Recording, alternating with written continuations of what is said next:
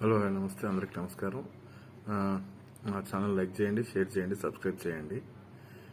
నేనేం చెప్తున్నానంటే అందరికీ క్లాప్ బోర్డ్ కూడా చాలా ఇంపార్టెంట్ అండి.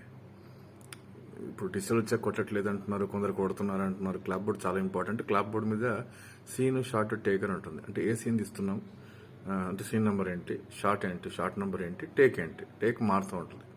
టేక్ 1 2 3 4 5 ఇలా మారుతూనే ఉంటుంది. స్టార్టింగ్ క్లాప్ ఉంటుంది, ఎండ్ క్లాప్ ఉంటుంది. స్టార్టింగ్ అంటే ఓపెనింగ్ పెట్టి కొట్టే క్లాప్ని స్టార్టింగ్ క్లాప్ అంటారు.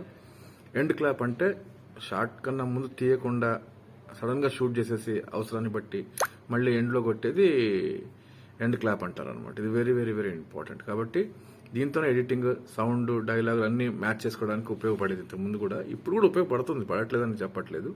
కొందరు వాడుతున్నారు, కొందరు వాడట్లేదు. ఇంతకుముందు సింక్ చేసుకోవడానికి dialogue, visual, audio, video, visual sync చేసుకోవడానికి చాలా ఉపయోగపడేది. ఇప్పుడు కూడా పడుతుంది. కాబట్టి క్లాప్ బోర్డ్ కూడా తెలుసుకోండి, నేర్చుకోండి. చాలా చాలా బాగుంటుంది. Very very important.